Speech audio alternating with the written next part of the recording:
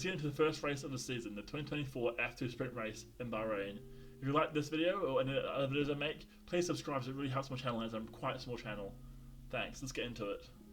With Kushmani getting disqualified from qualifying, that changes the pole sitter for this race, with Jack Crawford now starting in pole, Tyler Barnard alongside him on the front row, and the experienced Victor Martins sits behind both of them in third, waiting to pounce. On the formation lap, Joshua Dirksen lost drive and had to be wheeled to the pit lane and start from there. He was starting 21st anyway, so this really didn't change much. The race started with Barnard getting a really bad getaway and falling down the orders dramatically. Crawford got well off the line and led the race, with Martins and O'Sullivan following behind. The drivers did well to mostly keep it clean. Billy Gomez though got punctured on the first lap. Miney had a good start and then made a fair few places in the first couple of laps, with Mieta falling down the order. A virtual safety car was then deployed, with the Emery Cordial stopping on track and having to be pushed off by the marshals.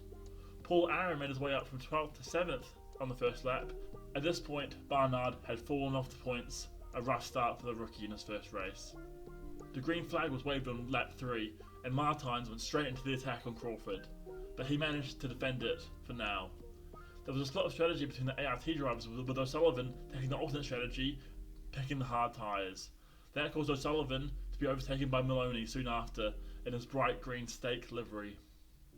At this point, the top three split from the pack as the hard tyre bearing O'Sullivan struggled and kind of held up the drivers behind him, like Fittipaldi, Hadjar and Aaron and Correa. Slowly letting each of them through though, as he battled to stay in contention for some points. On lap 6, Maloney overtook Martins to come from 8th to 2nd already. Maloney then set off after Crawford, only 8 tenths ahead. Although it seemed like he was using a lot of his tyres, Maloney kept them in the peak window and managed to get up right behind him. Looking down the rest of the order, Hadjar overtook Fittipaldi on lap 7 and moved up from a standpoint of 8th to 4th. Maloney carried on his pursuit of Crawford, dropping the gap to 0.4 seconds, which allowed him to open up the gap between Martins behind as well, moving out of the DRS range and kind of stopping that attack from behind. There was a fantastic move by Zane Maloney to overtake Crawford and gain that first position. It was a really smart play by Maloney, making O'Sullivan move offline and hinder his line to the corner, which allowed him to attack into the later corners coming up around turn 4 and 5. Franco Colapinto then got a penalty for an incorrect starting grid, which was caused by Dirksen being wheeled to the pit lane and some confusion around that.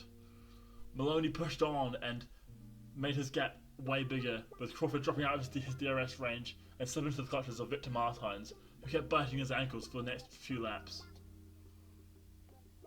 Aaron got past Fittipaldi on lap 11 and continued his climb to 5th. It was at this lap that Andrea Chiminelli pitted for some reason, with all the Bearmen following behind him on the next lap. I think this was due to strategy, to kind of, in case there was a safety car, that there would be on fresh tyres, but this didn't play off, and it was clear that these Premier cars did not have the machinery for the race. Although these new tyres allowed a magnificent double overtake by Kimi Antonelli on his teammate Bearman and Colapinto. It was a superb move.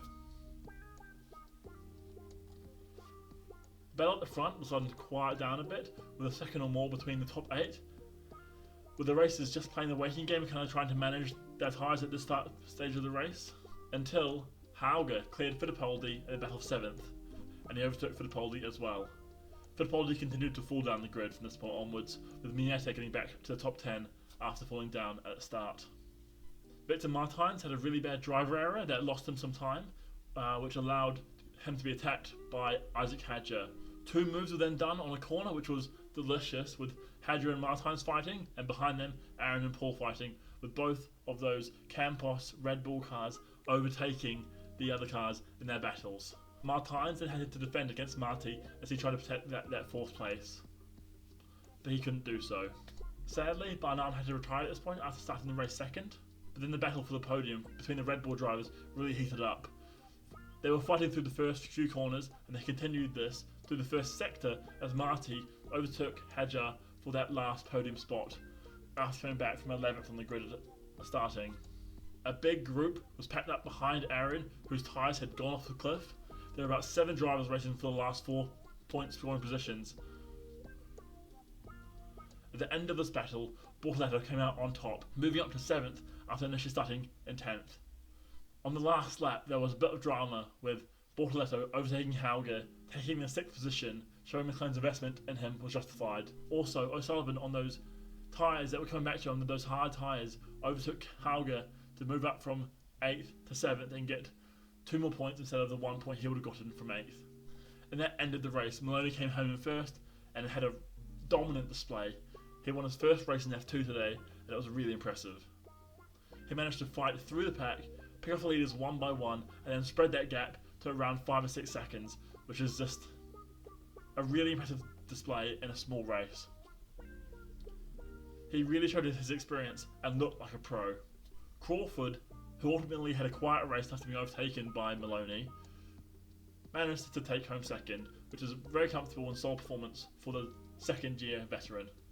He managed to still put in some really good laps and take over his tyres, unlike some of the other drivers, and showed that he is one to watch for the title. Marty also really impressed, beating teammate Hadja to 3rd as Hadja came 4th. Paul Aaron also had a really solid race, coming up to 5th, originally starting outside of the points. Bortoleto was my driver of the day, coming from 10th place to 6th on that alternate strategy, which really wasn't the one. So his driving ability really paid through and showed that he can outperform what he's given. You can't say the same about Sullivan, who started around 2nd and 3rd in the first couple of laps and dropped down all the way to 7th, and really struggled with his tyres on that alternate strategy. Rounding off the points was Hauger, who had a really quiet race. He managed to stay there and thereabouts and just kind of existed and didn't do anything wrong, didn't do anything amazing. It was just a solid race by the Norwegian. Mieta was unlucky not to get points after dropping down the order at the start and then fighting his way back through the whole order to get up to like 10th place. Victor Martins, who had that off on the track, kind of ruined his race because he must have picked up some dirt and stuff which ruined his tyres and made him drop through all the way to the order down to 9th, out of the points positions from 3rd on the grid, which is kind of a disaster for the ART driver looking to win the championship. Both Premers struggled and the pit stop did not come off at all. It was clear that Behrman and Antonelli both showed promise, but they needed to be given better machinery that can compete by Prema. Thank you for watching.